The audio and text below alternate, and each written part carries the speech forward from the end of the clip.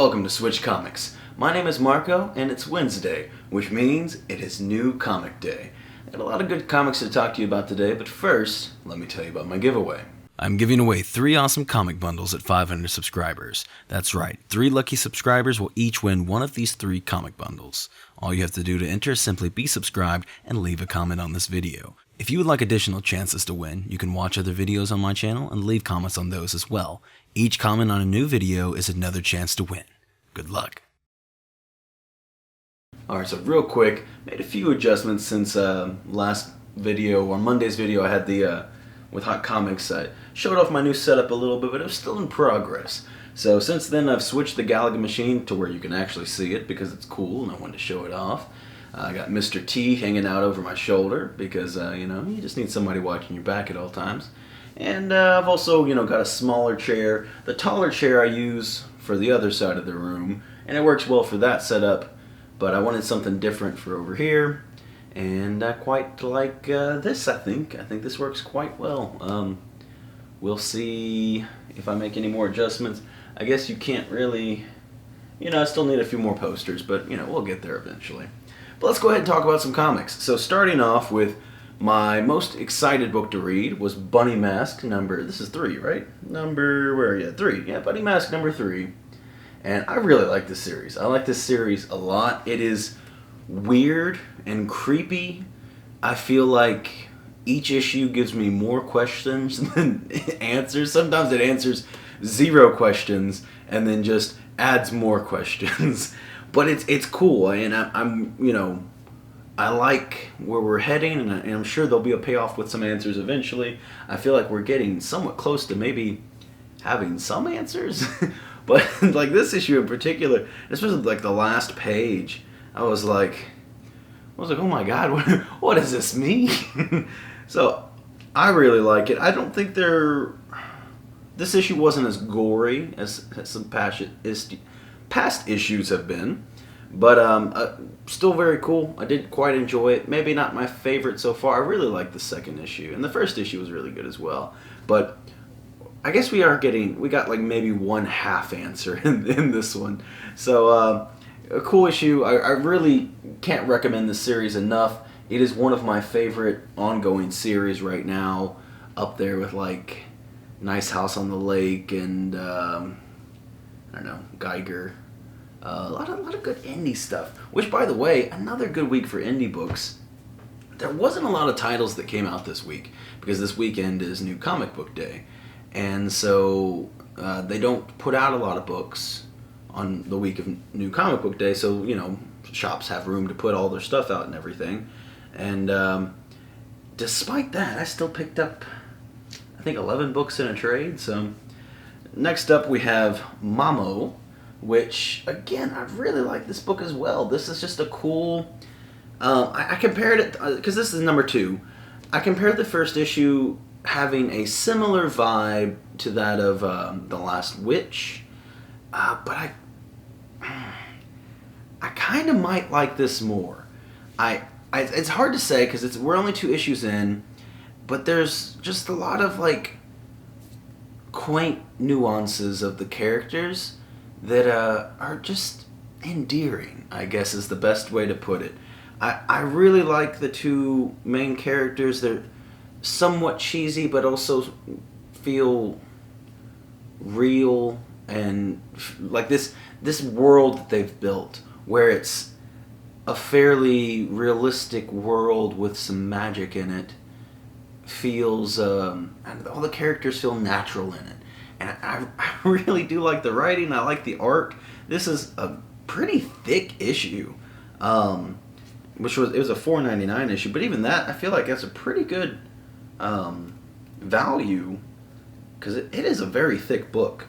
So there's a lot that's the thing though, there's not like a ton that necessarily happens. It kind of almost feels like a slice of life comic, but there's some magic and witches and stuff. Now there is a lot more information we start to learn and set forth on a journey on this issue, so there is that as well, and I am excited to see where this continues on with it.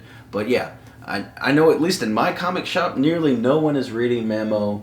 I think it's me and one other person, but I quite like this book. I definitely would recommend it if you, it's not a bunch of crazy action or nothing, which, is cool. I like crazy action and violence and gore, and, I like my bunny mask with all its bloodiness and weirdness and everything. But this is just a nice little soothing a book to read. I don't know. Might not be everybody's cup of tea, but it's one that I really enjoy. And then we also have here Never Never, number 2. And so this is, which my issue is just torn to pieces. Not torn, I mean, it does have a crazy bend in it. Which we only got one issue because this is another book that no one in my shop is reading. Literally only ordered one for myself. But it's a story about a dark Peter Pan, I guess. So, in Neverland, no one can age, but also no one can die. And in that regard, in this issue, it kind of delves a little bit in, like, hints at they've been around for a while. Like, they've been here for a very long time, and they've had to do a lot of dark things, and I guess over the years it's made them worse people. And so these are just very old, jaded, but young-looking people. And, like in the first issue there, I mean, Peter, even though he's not called Peter here, he's like Pietro or Petro or something like that. I can't remember. It's close enough. And he's, instead of death here, you get your head cut off and they put your head on this wall. It's just a bunch of heads, and that's where you live eternally now. And so, it's kind of a cliche statement, but, here they say it's, there are fates worse than death. And this would be one of them, I would imagine. It's just being a head eternally as a wall of heads. So it's a very violent and graphic comic, and I quite enjoy it. It's not one of my favorites, but I'm along for the ride for sure. I'm curious to see where they go with it. There were some interesting kind of shocks between a character that, well, I don't want to give away too much, but there were some reveals about a character that was like, oh, okay, well, I didn't realize. I thought I might knew, a little bit about that person, but apparently not. And then this is number 4, right? Next book we have is Eve, number 4. Now, this is the cover B. I thought it was pretty cool. I liked it better than the cover A. And this has been a cool series, too. To my knowledge, I think there's only one more issue. And it's been a weird little fun trip. I'm going to be kind of sad to see it go. And I don't feel like I know what to expect for the last issue. Because I feel like just each issue, like something, even within the first issue, it sets you up on this ride and you kind of think you're going one direction and then suddenly you're not. And I feel just like we're constantly being smacked back and forth in a good way. Where I just don't know what is going on and what to expect. I think some characters are good and some characters are bad, and it's like, no, they're kind of just doing their own thing, and they're just like, oh, look at me, they kind of are bad, I don't know. And then there's introductions of new characters, and then realizations about those characters, and all kinds of things going on, and then, we're setting up for the finale here, so I'm very excited. This was a good issue. A bit of a sad issue. There's been, I think the last couple of issues had some good action and fights and stuff, but this one, I don't think it had any fight. I had one scene where I thought was going to be a fight, and it just ended up being a very touching scene, but also kind of a sad one, like I said. So, again, cool book, Eve. It's all been a bunch of indies. I think I read almost entirely indies this week. So another one we have is, this is number 2, right? Yeah. Fight Girls, number 2. And so this is, Battle Royale, the comic. It's a little bit more complicated than that. But they're trying to get a new queen of the Space Empire or whatever. And so they picked out 10 women to compete in 4 trials. There's 4 trials. And the winner gets to be queen at the end of it. But these are deadly trials. In the first issue, 3 of them died, I think. And it was kind of shocking. It kind of seemed like for a second it was going to be more of just a fun adventure comic, and then there's some things delving in the shadows, and specifically in the first issue there was kind of a teaser of like who really is, man, what is her name? I cannot remember for the life of me now. Where you at? Zandra Blackwater. Yeah, kind of a, I don't know, whatever. But Zandra Blackwater, who is she really, and what is her deal? Because she's doing quite well in the tournament, and she's doing some shady things in the tournament. And so you have the tournament going on, and then you kind of have this little side story going on with somebody else trying to figure out what's going on with them. But at the same time, this person that's trying to figure out what's going on with doesn't really seem like a good person. So we'll see where it goes. I enjoy it so far. Excited to see where it goes. And then we got Ordinary Gods 2. This issue was a bit slower. I do still like it. It's just this was a lot of exposition. It felt like explaining. Yeah, because really, I mean, no like action piece, no movement of any kind. You get a little bit of the coolest thing, and this was a bit of a thicker issue too, not quite as big as what was that one that was really big? Mamo. Yeah, Mamo was, like I said, was a very, very large issue, and this one was not that big, but still quite a bigger issue. And there is a reveal at the end that was pretty interesting about the main character. However, I mean, again, it was still just kind of exposition and telling you, just giving you a bunch of information. So, not the most action-packed read or anything, but it was interesting. I'm hoping next issue will have more of a jump using the information we're given. I'm sure we'll still need more information as we go on, though, because there is a lot to explain. And I will say, remembering right now about issue 1, I feel like there was a lot of exposition in that too, but there's a lot of world building that's necessary for this story, because it is kind of a wacky story about gods that, immortal gods that, are now in normal people's bodies, and there's some gods that are trying to stop other gods, and they kill the human host, and then that spirit transfers to somebody else, and they got to figure out where that is, and there's a lot going on. So it's a fairly complicated premise, but it's an interesting one. So we just hopefully we're getting out of the exposition soon enough. There was some cool action scenes in the first issue, but this one didn't quite have it. There was a particular family dining scene that was really good in the first issue, and there was nothing quite like that in this one. And that's the end of my indie books for today. I read one Marvel title. I picked up all of one Marvel title. Crazy for me. That used to be all I picked up, was just Marvel titles. But we have America Chavez, number 5, and I picked up the B cover on this too because it's got Kate Bishop on it, and it's a cool cover. I really like it. Bit of a spoiler, Kate Bishop is not in this comic. Was a little disappointed by that. I was hoping she would pop up. I was like, oh cool, she's on the B cover. Not there. So if you're looking for that, I'm sorry, it didn't happen. This is wrapping up the story of the new origin, or the, I guess, true origin of America Chavez, and kind of her. We're introduced to her sister halfway along, or it might have been issue 2 or 3, I can't remember, and they're trying to cure their disease that they have, but then also because it's affecting America Chavez, she's kind of losing her powers and stuff throughout the this little mini series, and then also you kind of learning about America Chavez's real mothers, and then her sister as well, and you're learning it with her. It's a fun journey. Especially, I feel like it's good. Like, I didn't know that much about her going into it, and I was like, I'll try this miniseries and see if I like it. And I felt like I didn't have to necessarily know a ton about her going into it, because it's briefly kind of explained what she thought was her real origin, and then we're really learning about her past in this miniseries. I will say for the final issue here, it was a bit anticlimactic.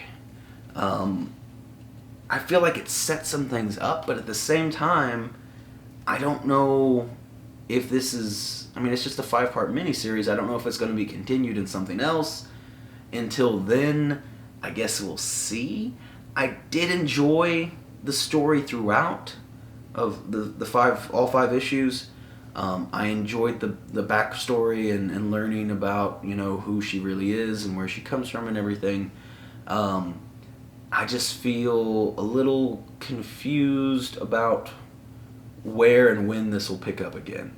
So it's like, man, I want to see where this goes with, specifically with her sister. I'm really curious about what's going to happen with her sister from here on out. But at least to my knowledge, I mean, I don't have any clue of what's going to happen past this involving her and this story. So we'll see, I guess. That's the best I got for this one. I enjoyed it, but it left me wanting more, is the best way I can put that. And then that is all I had time to read today. I did pick up a few more books. So we got the what is this called? The Monster of Temple Peak. It's a Star Wars Adventures High Republic book. And this is just a one-shot, little IDW one-shot. And I'll check it out, but I just, you know, got a lot of things to do. I have some voiceover work. I have, you know, got to edit this video, and, you know, I was reading these books and this and that and whatever, and take care of my dog. Things pile up, you know, during the day. So, and then the other one was just High Republic number 8, which I think they're still fighting the Dringir, or whatever they're called, however you pronounce it. This is a cool cover, though. I do quite like this dual lightsaber thing that this guy's got going on. You can see that. But, I don't know. I said it last time. I'm so ready for the Dringir to be done. Hopefully they win in this issue and the Dringir are defeated. Because I really was hoping for it to be done last issue. But that didn't happen, so we'll see. I don't know. Like I said, I didn't get to read it. I only picked up one DC book, and it was a 3rd printing of Nice House on the Lake. I'm addicted to these things. I love the book, and then I like these printings where it looks like it's all worn down and whatever, which it is different than the 2nd printing. The 2nd printing wasn't as worn and torn as this one is. This one's pretty rough. And then, I don't know, I'm kind of hoping it would be awesome. I don't know, I haven't looked into it, but it'd be cool if it just kept, like, shrinking and shrinking until it was just nothing. Or maybe, like, it could even be the 4th printing where there's just no cover, you know. That'd be kind of fun. Which, there has been quite a few no-cover issues. I think it's been Marvel. No, there's Marvel, and that Mother of Madness book did it as well for the 1 in 10. And I gotta say, especially as a 1 in 10, did not like that. And I haven't enjoyed it as the Marvel covers. But as a transitional piece, almost like a flip book where you go through the covers until there's not a cover, I think that'd be kind of neat. I don't know why. Maybe I'm biased because I really, really do like Nice House on the Lake. And again, this is another book that I cannot recommend enough that you pick up. Super, super cool book. And then the last... Oh, no. There was another Marvel book I picked up. This is a 2nd printing, but it's Black Cat Annual. But to my knowledge, this is going to be the first cover appearance of Tiger Division. So I figured I would go ahead and pick that up. Because, yeah, it's cool. And I have been I really enjoyed this annual, actually. And, I mean, Black Cat in general has been pretty awesome. And the last thing I picked up was the King Deadpool trade. Because this is something that I've been wanting to read. I've read, I guess, I don't think it was... I read a little bit of the new I think it's over now, but the last ongoing Deadpool series where it tied into King of Black. I read the King of Black issues, and I really enjoyed them. And I was like, man, I want to read more of that. I really like Elsa Bloodstone. I really like Jep the Land Shark. And I was like, man, I need more of it. You know, I like Deadpool too. So I decided to get this. It just came in today, so I figured I would check it out, start reading that. And yeah, that's all I got for today. Like I said, it was a light week, and despite that, I still picked up a lot of books. Like I said, I think it's 11 books in a trade, so didn't really feel light to me, but I definitely looking at our shelf display this week. I mean, it was about 2/3 of what it normally is, so I mean, it was definitely light. But maybe by chance there was still something that was really cool that came out and I missed it. If there was, please let me know. I'd love to hear about it. Or if you want to talk about some of the books that I am reading, and I'd love to talk about those too, because that's what this is all about. I get on here and I talk to you about comics and just be nerds. That's what's going on. Maybe you want to leave a comment also about the setup, because I do think I liked it on my video on Monday, but I really feel like the new configured layout is a lot better. So that's going to be it for today, and I will see you all next time.